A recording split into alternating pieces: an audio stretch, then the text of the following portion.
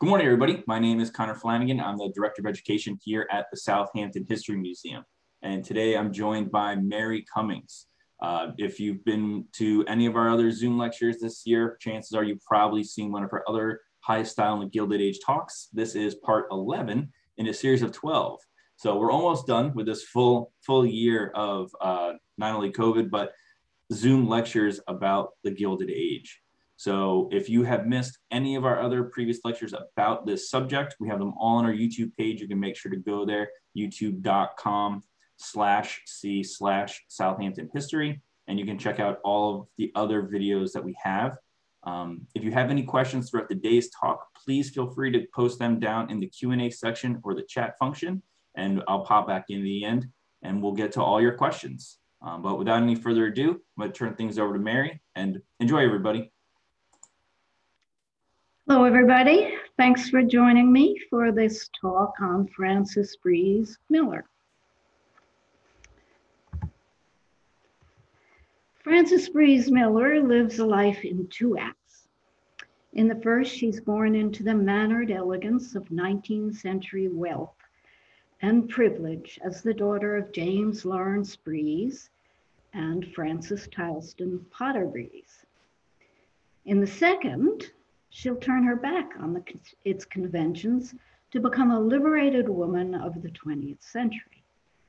In her later years, in a 3-volume memoir self-published between 1979 and 1981, she will record her passage from sheltered child and junior league debutante to the artist and committed environmentalist that she became.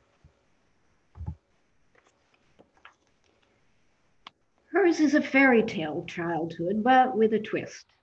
It's obvious almost from the beginning that Tanty, as she's nicknamed, is her father's daughter, a tomboy whose resistance to ladylike behavior he applauds.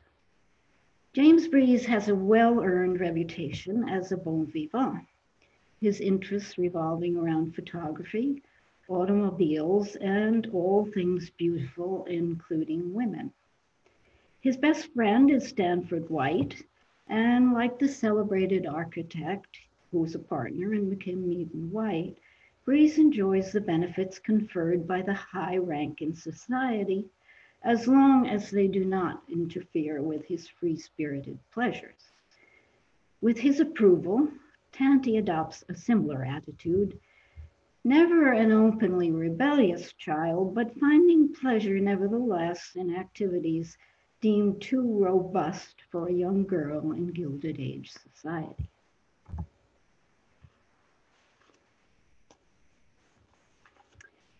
In 1880, James Breese had taken the conventional path in his marriage to Fanny Potter, the product of a strict religious upbringing, an exceptionally poor match for a sensual man with bohemian tastes.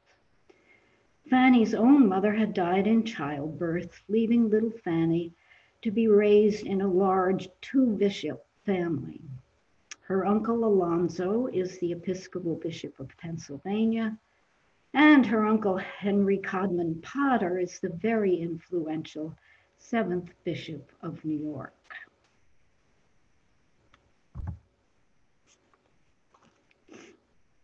Steeped in piety at home, Fanny is immersed in Victorian propriety at the English boarding school to which she is consigned at the tender age of 8. Tanty describes her mother as a noble woman, beautiful in the grande dame style, a good amateur pianist, skillful horsewoman and driver, gifted in flower arranging, but lacking in warmth. Inevitably, the marriage of opposites is not a happy one, and Fanny suffers frequent emotional breakdowns, conditioned to be inhibited. She's the outsider in a household comprised of an uninhibited husband, 3 boisterous sons, and a tomboy daughter.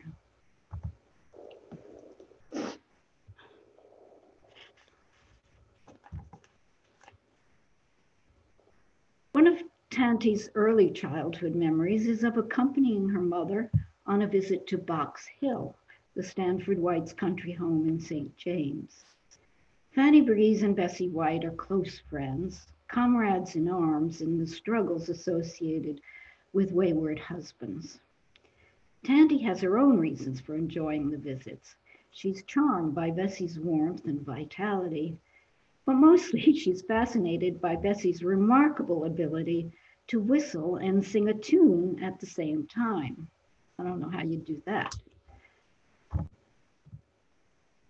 With husbands who have never accepted that marriage might require putting a stop to their bachelor carousing, Fanny and Bessie share a certain fortitude in facing their common fate.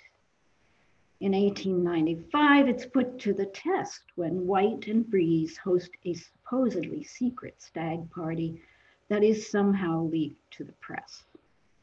Under pretext of a celebration honoring John Eliot Cowden, a silk factory titan, the gathering at Breese's elaborate photography studio is attended by some 50 men, among them Augustus Saint-Gaudens, Charles Dana Gibson, and Nikola Tesla.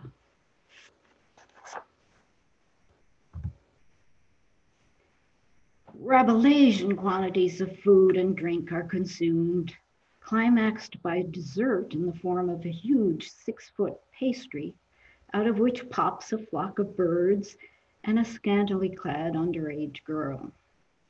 The press makes hay with this image, to be known ever after as the Pie Girl dinner. And despite Charles Dana Gibson's protestations that the event was very moral and dignified, it's blasted in the New York World newspaper as a particularly outrageous example of the fashionable crowd's bacchanalian revels. Participants may be embarrassed by the public rebuke, but the sting of humiliation is surely most deeply felt by their wives.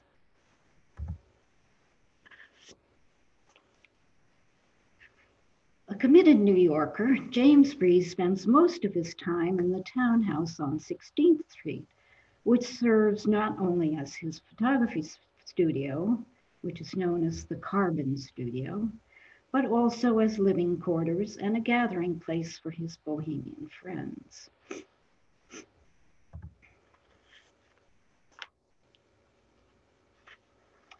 But the patriarch chooses to tuck Tanty and the rest of their family away in staid Tuxedo Park. In 1887, with his finances always in flux with the market, when they're on the ascent, he's able to hire architect Robert H. Robertson, the Southampton summer resident who designed the Rogers Memorial Library, among much else. And Robertson designs the Breeses, the family's massive Tudor Revival residence in Tuxedo.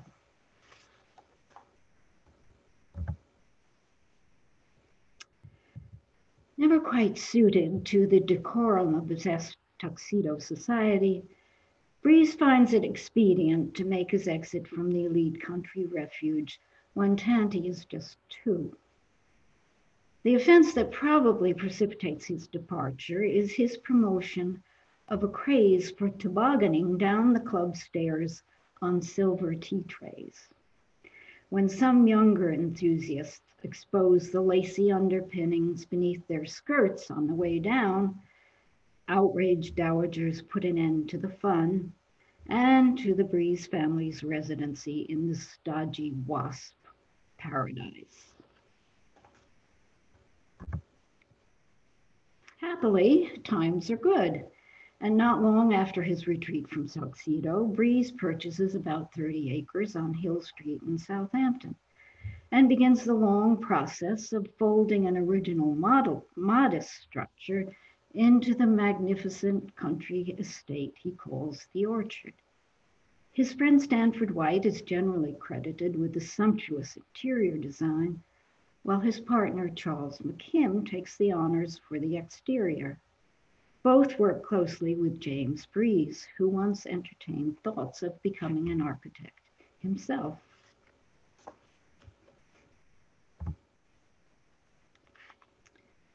Tanty's 5 in 1898 when the Breese family moves in for the summer, though Tanty later recalls that the family took its meals at the popular Irving house across the street while the orchard was getting its final touches.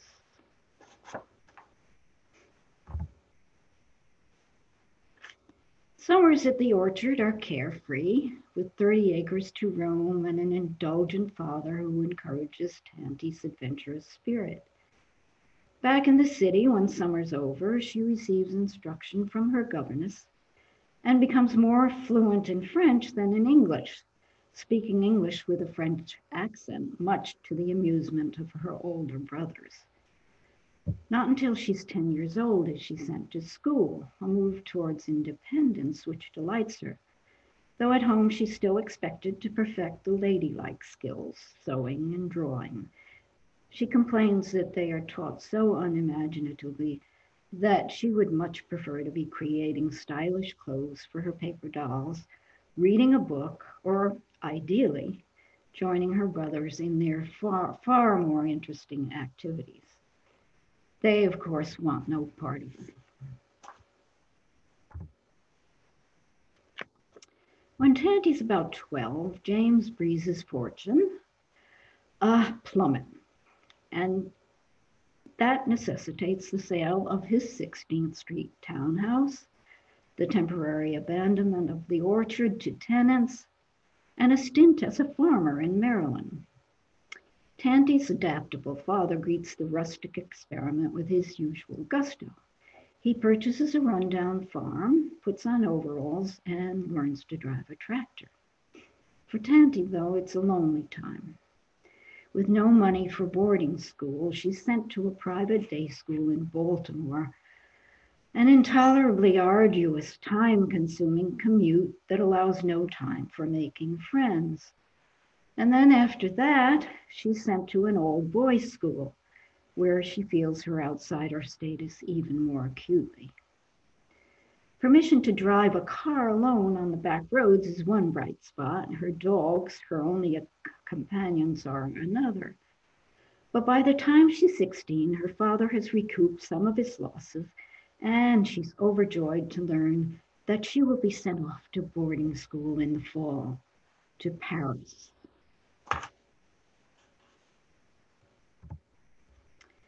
With the end of the Maryland experiment, Tanty is heading into much more exciting times. In her memoir, she describes a thrilling experience that summer, which seems to signal the change. A memorable occasion for me, she writes, was the day in my 15th year that my father and I had set out from New York for eastern Long Island in our 6-cylinder Pierce Arrow. Once they cross the Queensboro Bridge, she's allowed to take the wheel. A big surprise, since up to that time she's only driven in the country. I was filled with pride, she writes, when my father opened his newspaper to look at the stock market reports instead of watching my driving. He then let me drive the entire 100 miles to Southampton. At the orchard, the Pierce Arrow shares garage space with a Mercedes, a Crane Simplex, and an electric Brown, which is no longer useful in the city.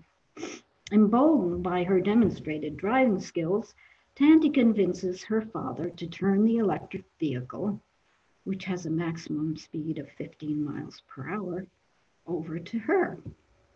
The only female driver in town, she's the envy of her friends as she arrives each day at the Meadow Club for tennis and then on to the beach. That winter is spent in Paris, where the tomboy is exposed to the cosmopolitan graces so important to her mother. The following winter, she attends a boarding school in Florence to put the finishing touches on her preparations for life in society. She speaks several languages, is well-traveled, and will never disgrace herself in a drawing room. But she remains her father's daughter. Back home at 18, she uses her savings, with some help from her father, and acquires a 4-cylinder Hupmobile of her own.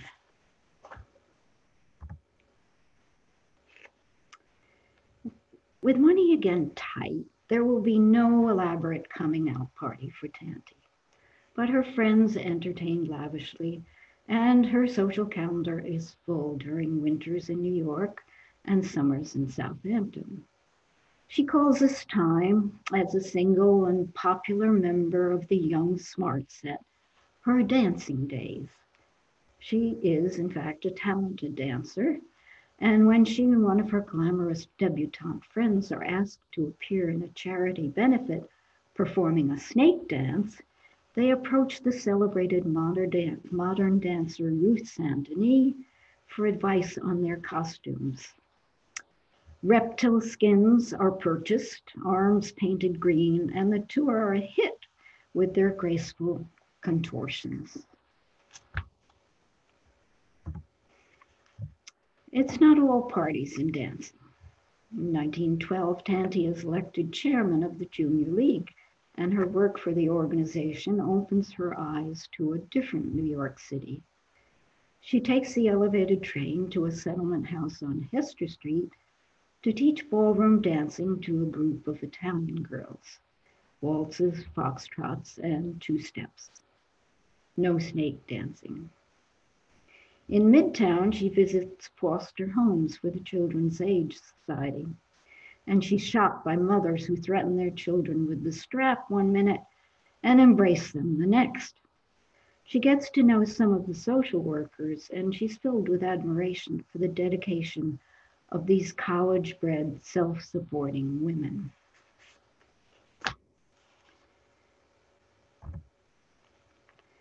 And then at the end of her second winter in New York, Tanty does exactly what is expected of her.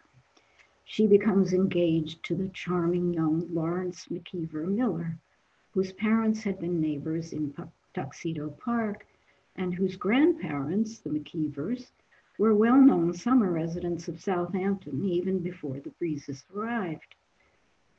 Though Tanty's mother had hoped for a richer, more prestigious husband for her only daughter, Tanty's father welcomes Larry to the family, pleased that he'll be able to discuss the market with a fellow Wall Streeter. The courtship marks the first time Tanty is ever allowed to go out with a man unchaperoned.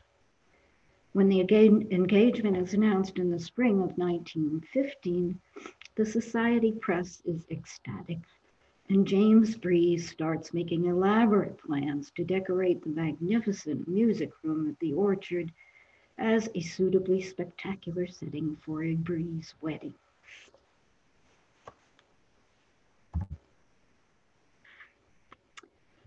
On October 9th, 1915, the same day that her brother and Beatrice Claflin are married at St. Andrew's Doon Church, Tanty, on the arm of her father, walks down the aisle he has created by stringing white ribbon down the center of the 70-foot room. At the end is the antique Italian altar where her father, resplendent in cutaway coat and striped trousers, delivers her to her betrothed.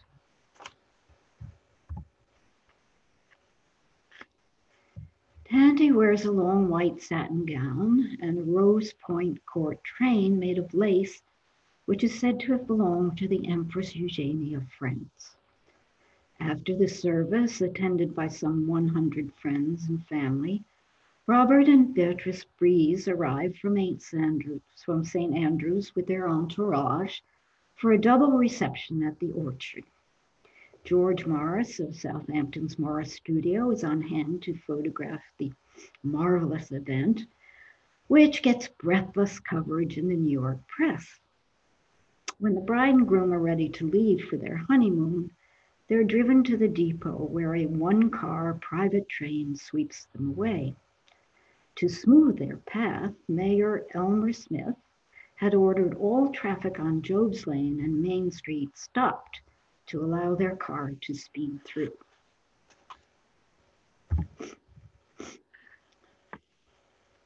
There are happy times in the early days of the marriage. Tanty soon gives birth to a daughter they call Edith, and later there will be twin sons. But differing outlooks soon emerge as Tanty's independent nature and creative spirit make her husband uncomfortable and cause problems. Then, with US entry into World War I on the horizon, things change. Tanty learns to drill and to carry a rifle at the armory and is a Red Cross volunteer. When Larry is eventually drafted and sent to Camp Upton, coping alone is difficult but undeniably liberating. With Larry serving in France, Tanty rents a house on Herrick Road, continues as a Red Cross volunteer, and learns typing and automobile repair. When Larry returns after a year's absence, it is to a different woman. In Hewlett, where the Millers reside after the war, suburban life frustrates Tanty. She looks forward to summers in Southampton, and when her father remarries and brings his bride, a young woman roughly Tanty's age, to the orchard, she and Larry rent a house of their own. When the well-known artist Rachel Hartley, who has a studio in Hampton Park, admires some of Tanty's casual work and encourages her to paint seriously, she's thrilled. But Larry disapproves and she gives up painting. It's a sign of worsening tensions to come when, tormented by indecision concerning the future of her marriage, Tanty has a nervous breakdown. After 14 years, she and Larry agree to separate, and in 1930, Tanty travels to Reno to get a divorce. Even before the divorce, Tanty had stretched her wings by accepting a partnership in a small New York shop called Books and Things, a departure from her domestic duties, which, to her surprise, Larry, a practical man, makes no objection. When the things in the shop, which reflect Tanty's eye for modern design, eventually overwhelm the books, it's a first step toward what will lead to a successful career as an avant-garde textile designer.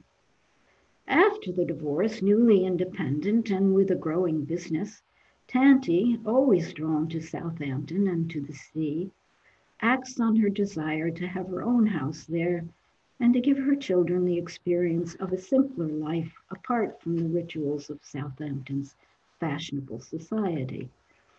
In 1933, she buys a piece of oceanfront land in Bridgehampton, paying $75 a front foot. Not long after that, when she learns that the land next door is owned by the Riverhead Library, which is not interested in keeping it, she pays $45 a front foot for it and begins sketching designs for the sandbox.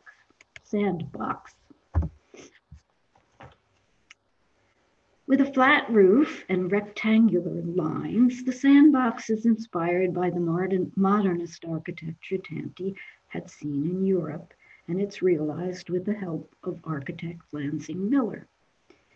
It's unpretentious and playful, meant for carefree summer living. Equally important to Tanty, it makes a small imprint on the beach environment, but a big hit with her children and the many friends she entertains there. Professionally, her reputation continues to grow. She's winning awards and commissions, and in 1939, she's asked to design the carpet for the United States building at the Chicago World's Fair. Tanty lives the rest of her life as a truly liberated woman, no longer a part of the privileged and cloistered New York Southampton society she was born into. Her career thrives in the 30s and 40s, and she remains creative and adventurous for the rest of her long life. A decision to live for a time in Haiti has significant consequences in the post-World War years.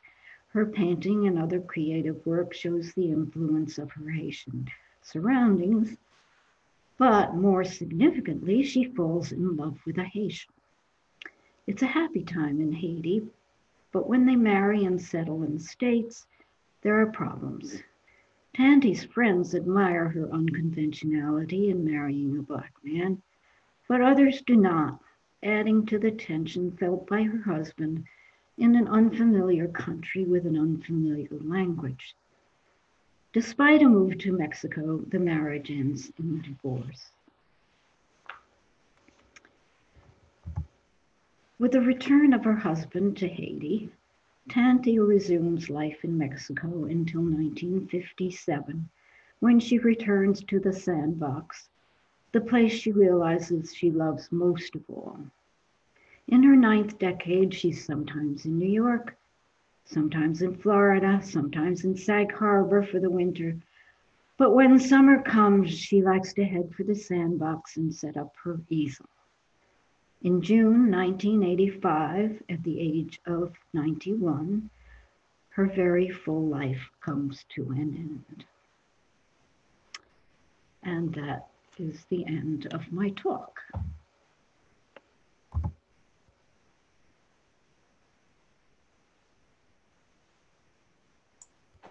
That was fantastic, Mary. So if anybody has any questions, please feel free to submit them in the Q&A function or in the chat box, and we can get to those questions right now. I did see somebody previously asked me to write in the YouTube address that I mentioned in the beginning, which I answered in the Q&A, and then I also put that in the chat bar. So everybody can see that and easily go to our YouTube page and find all the previous lectures that Mary has given, as well as others. Let's see, we got our first question here, Mary. Do you know what her children are doing today? I do not, I'm sorry to say. At least one of them was a big help to her when she was writing this 3-volume memoir, and provided some wonderful photographs. And similar to that, somebody asked if you know if they're still in the area, but I imagine you're not certain if they're still around or not, right? I'm having a little trouble hearing. Can you turn it up a bit? Someone else was asking if the children are still in the area. Someone asked that. No, I have not followed the children, and I'm not sure where they are. Let's see. Who is the architect that built the sandbox? His name, funnily enough, was Miller, Lansing Miller. She herself was very influential in the design. I know she made sketches, but it was carried out by this architect, Lansing Miller. Okay. Oh, and I see here somebody said in the chat that we actually have several of her actual grandchildren watching this Zoom today. We do. Well, that's thrilling. But they also said that none of her children are living still today, but the grandchildren are here enjoying. Aha. And let's see. So did Tanty leave funds to any charities in her will? I've never seen her will. Let's see. Oh, and we have somebody here saying that they are her granddaughter and they actually have the wedding veil. Oh, she does, from the Empress Eugenie, the lace.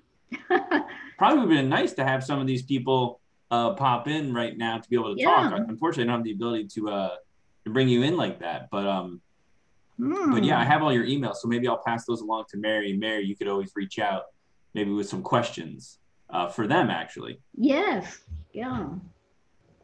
We see here somebody said in the chat, another one, the grandchildren, that she did donate some of her land at the beach to the Nature Conservancy.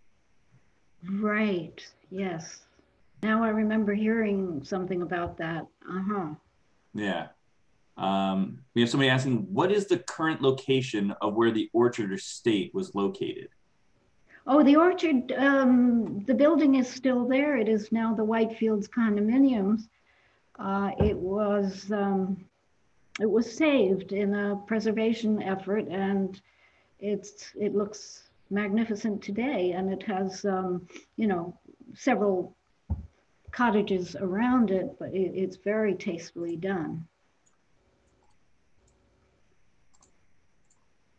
Let's see, just going through, we have a lot of And the Questions music here. room is Let's still see. there and still magnificent. Someone is saying that the photos are really interesting. What are some of the sources for these photos? I imagine a lot of these are probably directly from our collection, right?